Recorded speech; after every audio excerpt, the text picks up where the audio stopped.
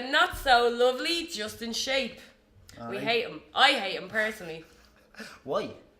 We've never got on. Well, that's good. We're best friends, really, I swear. No. So, Justy, how long have you been wrestling?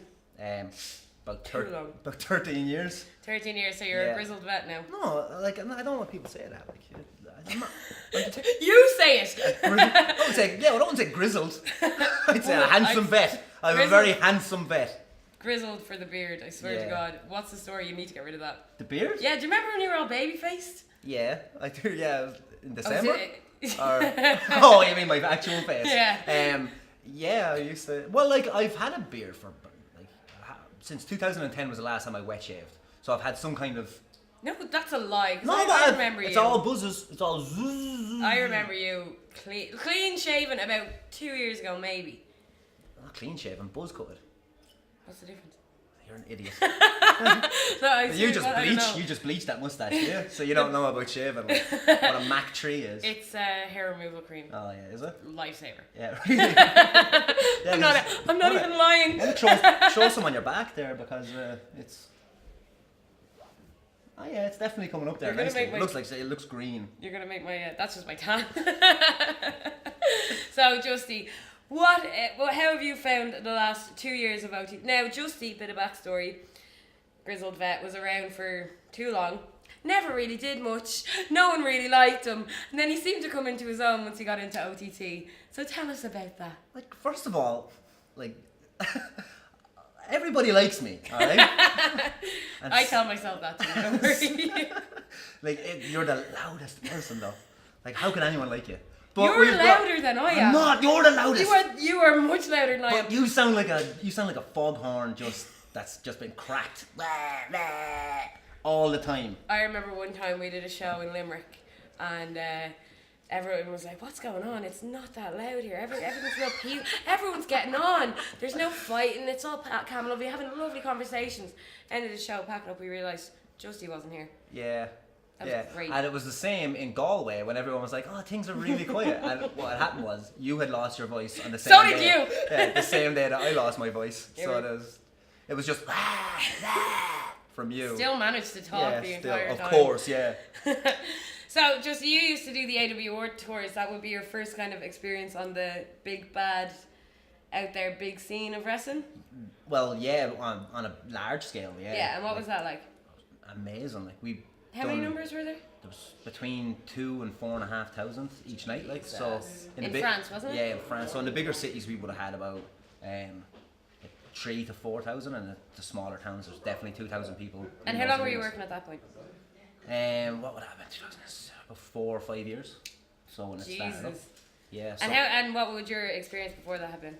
It would have been traveling around Ireland, doing small shows. Probably the largest house would have been 500 maybe, if we were lucky. That was really good, because even since I was wrestling, you wouldn't even know them numbers. Yeah, 2003, 2004, the numbers were actually still really good, and that's when you could see the downturn of wrestling getting popular on TV to when crowd stopped coming. Like. Yeah. So it was kind of, at that point we kind of thought like, this is what it's going to be like in Ireland from now on.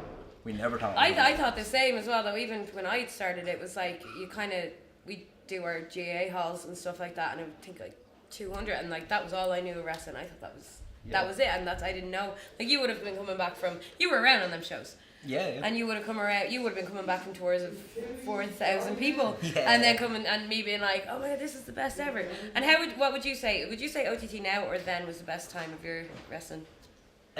Now was by far the best time. Really? But 4,000 people? Yeah, that was crazy. Although 2,000 it's gonna be amazing. Yeah, 2,000 in Ireland is unreal. Amazing. Unreal. But at the time, like the 4,500 people in France was crazy. But would they all be wrestling fans, or would it just be were they brought in by just general something to do? Wrestling fans, but the draws were there. So we had like Van Damme and Bret Hart and stuff on their shows. Like, so there was massive draws, massive. Not indie star, not like the way we have here. But there was some indie stars at the time. Like we had the likes of M-Dog 20 and El Generico and Pac and stuff like that. So all the guys that are kind of after moving on now to be signed in different places.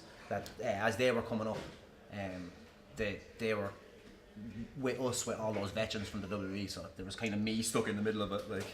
green as goose shit. Yeah. Just there. And how did you fit into that? Not at all. I'd say they hated you. If we can't stand you now, how did all these people that don't know you put up with you on these tours with buses and travelling and long hours? Like, we only have to see you once a month and you wreck our heads. Well, we had the sleeper bus, which meant no one was sleeping because you were on it. Well, like all the draw wrestlers went on the sleeper bus, and at the time I was setting up the ring and stuff. So they all went to hotels in the normal bus. So you were booked as ring crew. I was booked as. It was actually a funny story. I wasn't supposed to be wrestling.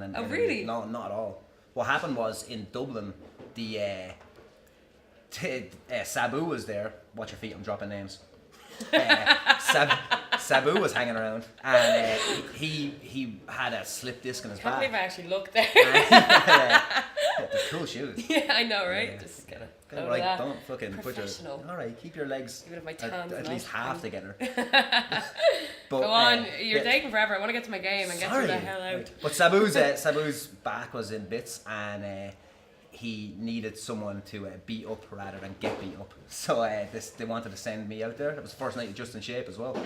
And, so I went out and got the 7 colours of shit knocked down me by Sabu, and the French promoters were there and saw me and thought it was kind of funny. So they Did they speak English?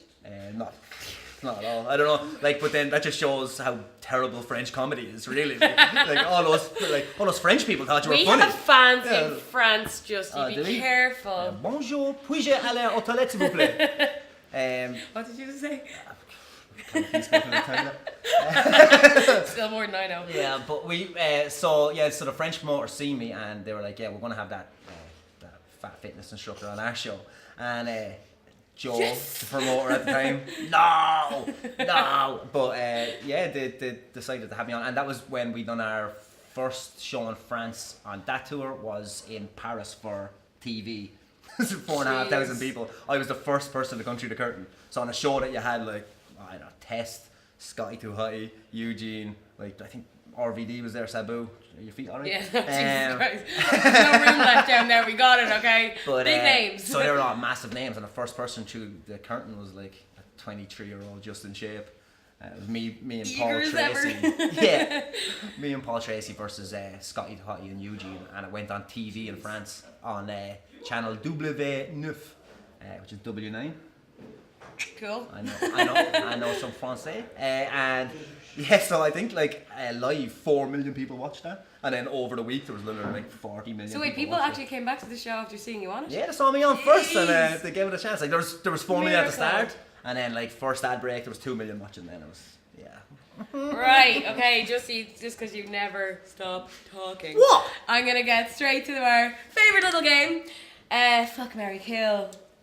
And because you're an OTT. With you? Kill. With fire. Right, I'm gonna pick our OTT favourites, so let me see.